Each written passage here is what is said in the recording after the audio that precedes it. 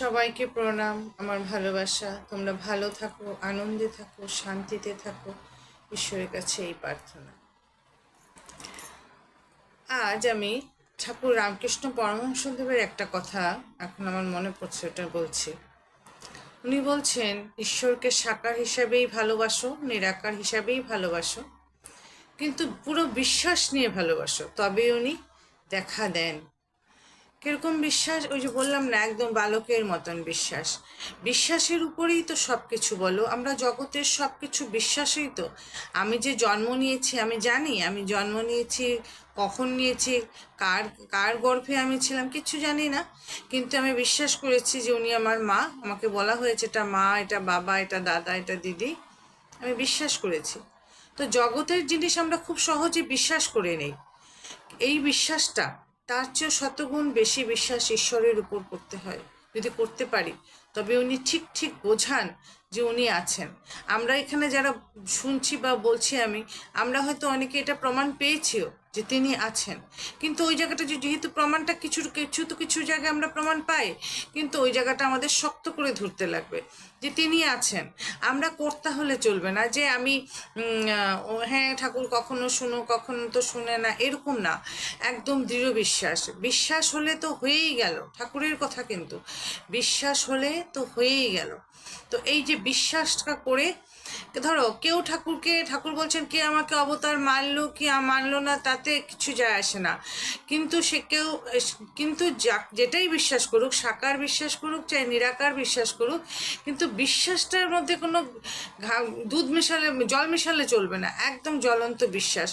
বিশ্বাস করে যদি আমরা ঈশ্বরকে ডাকি, তাকে যদি কেঁদে কেঁদে বেকুল হয়ে প্রার্থনা করি, ঠাকুর তুমি দেখা দাও আমাকে, ঠাকুর তুমি আমাকে দেখা দাও, কেঁদে কেঁদে যদি প্রার্থনা করি, তখন আমাদের ভিতরের সমস্ত মনের ময়লাগুলি চোখের জলে ধুয়ে মুছে যায়। তখন চিত্ত শুদ্ধি হয়। চিত্ত শুদ্ধি হলে তখন উনি ওখানে আমাদের দেখা দেন। প্রত্যেকটা ওই দেখা দেন যে ওইটা ধরে ধরে ধরে ধরে আমাদের ডেইলি যদি আমরা এগোই, তখন আমরা ওনাকে উপলব্ধি করতে পারবো ভালোভাবে। দেখো ডেইলি বলেন সাধুর সাধুর ঘটি রোজ মাজতে হয়। কেন? রোজ না মাজলে ঘটিতে নোংরা পড়ে যায়। যেমন যেমন আয়না, আয়না রোজ পরিষ্কার করতে হয় চকচক করে, নয়তো মুখটা ভালো করে দেখা যায় না। ঠিক সেরকমই আমাদের মনটাকেও এই যে ঈশ্বরের নাম দিয়ে, তার ধ্যান করে, তাকে চিন্তন করে আমাদের মনটাকেও রোজ পরিষ্কার করতে হয়, যাতে তার প্রতিবিম্ব, ঈশ্বরের প্রতিবিম্বটা আমরা দেখতে পাই। তার জন্য চাই ঈশ্বরের প্রতি বিশ্বাস, ভালোবাসা, শ্রদ্ধা, সব কিছু দিয়ে তাকে জড়িয়ে ধরতে হয়। কারণ কি, সব কিছু যদি আমি বিশ্বাস, ভালোবাসা, শ্রদ্ধার সহিত তাকে ধরি, জোর করে ধরি যে তুমি যেমনই রাখো আমি তোমারই। একটা গান আছে না, গুরু তুমি আমার আমি তোমার, শুধু যেমনই রাখো তুমি আমার, এইভাবে ধরতে হয়। দেখো আমরা একটু জীবনে কষ্ট আসলে, সংসার জীবন তো, সংসার তো খুব একটা ভালো জায়গা না গো। সবাই এখানে ধাক্কাধাক্কি থাকবেই, এটা মেনেই নিতে লাগবে।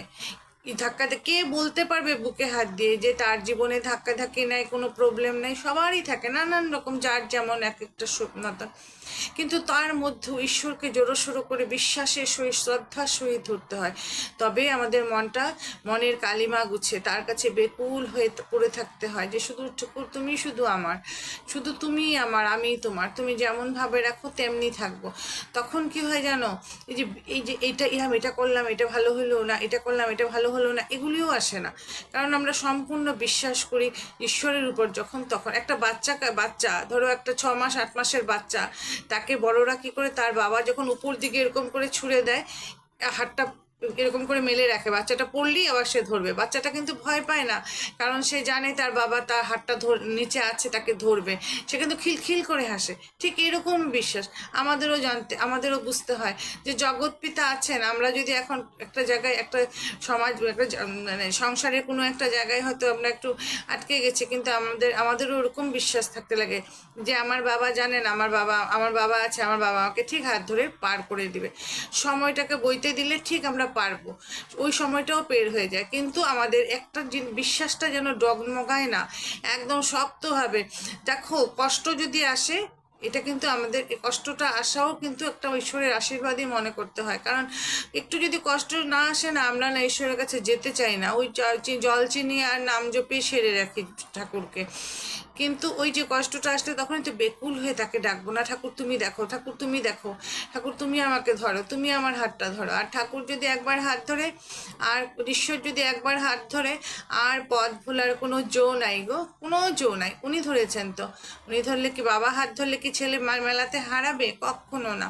এর জন্য তাকে ঈশ্বরকে বিশ্বাস আর শ্রদ্ধার সহিত জোরো সোরো করে ধরে আমরা জীবনটা কাটাবো, তবে আমরা আনন্দ শান্তিতে থাকতে পারবো। আর কোথায় আছে জগতে আনন্দ শান্তি?